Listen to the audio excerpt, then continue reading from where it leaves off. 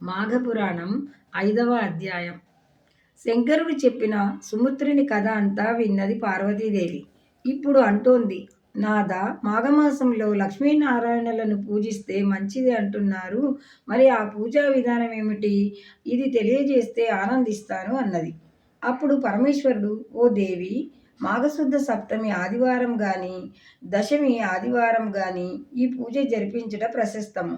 మాఘశుద్ధ సప్తమి రథసప్తమి, సూర్యభగవానుడి పుట్టినరోజు. ఆ రోజున సూర్యనారాయణ స్వరూపమైన లక్ష్మీనారాయణుణ్ణి మంటపంలో ప్రతిష్ఠించాలి. ఉదయమే లేచి నదీ స్నానం చేసి సంధ్యావందనం చేసి నది ఒడ్డున గాని, రావి చెట్టు కింద గాని, ఇంట్లో అయినా సరే నేలంతా శుభ్రంగా అలికి ముగ్గు పెట్టాలి.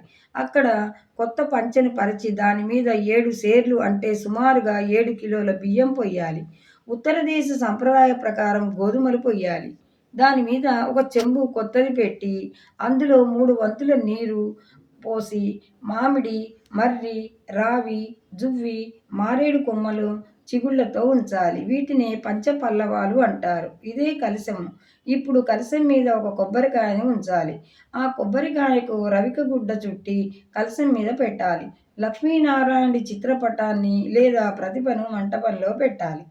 ముందుగా విఘ్నేశ్వరుణ్ణి పూజించి తరువాత ఎర్ర అక్షింతలు, ఎర్ర గంధం, ఎర్ర పూలు ఉపయోగిస్తూ లక్ష్మీనారాయణులకు షోడశోపచార పూజ చెయ్యాలి. తరువాత ఆవు పాలతో క్షీరాన్నం నివేదన చెయ్యాలి. ఆ తరువాత ప్రదక్షిణ నమస్కారాలు చెయ్యాలి. తరువాత తమ తమ శక్తిని బట్టి దాన ధర్మాలు చేసి అర్ఘ్య ప్రాదానాలు చెయ్యాలి. పూజ పూర్తి అయిన తరువాత కొత్త తువ్వాలులో సేరున్నర అంటే కిలోన్నర బియ్యం, కాయలు, కూరలు, పెసరపప్పు, పండ్లు, పూలు దక్షిణ ఉంచి ఒక సద్బ్రాహ్మణుడికి ఇవ్వాలి. ఆయన ఆశీర్వాదం తీసుకోవాలి. తరువాత మాఘపురాణ శ్రవణం చేసి అక్షింతలు శిరసును ధరించాలి. మాఘశుద్ధ సప్తమి నాడు కానీ దశమి నాడు కానీ ఈ వ్రతం చేస్తే 1,000,000 రెట్ల ఫలితం వస్తుంది. దీనికి ఉదాహరణగా ఒక కథ చెప్తాను విను అంటూ కథ చెప్పడం ప్రారంభించాడు. పూర్వకాలంలో గౌతముడు శిష్యులతో సహా తీర్థయాత్రలకు బయలుదేరాడు. అలా యాత్రలు చేస్తూ చేస్తూ కృష్ణా తీరం చేరేసరికి మాఘమాసం వచ్చింది. ఆ నదీ తీరంలోనే మాఘవ్రతము చేద్దామని నిశ్చయించుకున్నాడు. ఒక రావి చెట్టు కింద నివాసము ఏర్పాటు చేసుకున్నాడు. ఆ సంవత్సరము మాఘశుద్ధ సప్తమి ఆదివారం వచ్చింది. అశ్వత్థ వృక్షము పరమ పవిత్రమైనది. దాని మొదలు బ్రహ్మ, కాండము విష్ణువు, అగ్రభాగమున శివస్వరూపము. ఇప్పుడు ఆ వృక్షానికి నమస్కరించి పూజకు మంటపాన్ని ఏర్పాటు చేసుకున్నాడు. పూజ ప్రారంభించారు. ఆ సమయంలో ఒక కుక్క వచ్చి మంటపానికి ఎదురుగా కూర్చుంది. శిష్యులు దాన్ని కర్రతో కొట్టి తరిమివేశారు. అయితే అది పరిగెత్తుకెళ్ళి చెట్టు చుట్టూ ప్రదక్షిణ చేసి వచ్చి మళ్ళీ అక్కడే కూర్చుంది. శిష్యులు మళ్ళీ దాన్ని తరిమారు.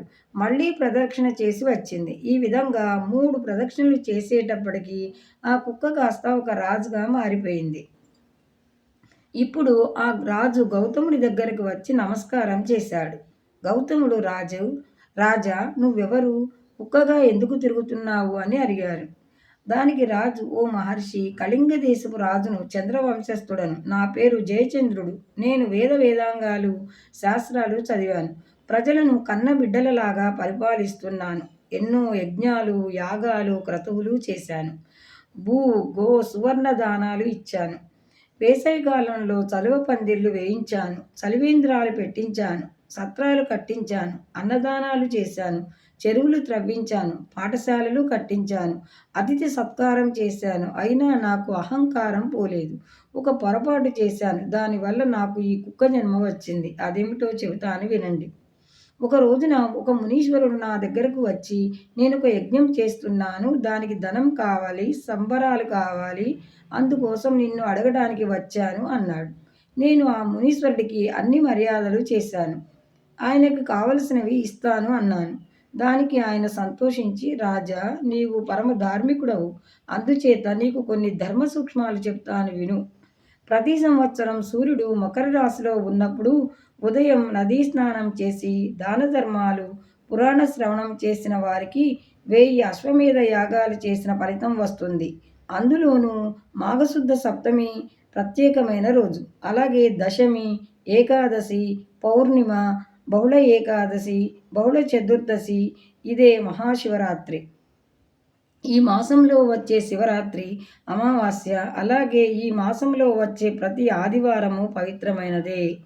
ఆ రోజులయందు లక్ష్మీనారాయణులను, పార్వతీ పరమేశ్వరులను యథాశక్తి పూజించిన వారికి ఎనలేని పుణ్యం కలుగుతుంది.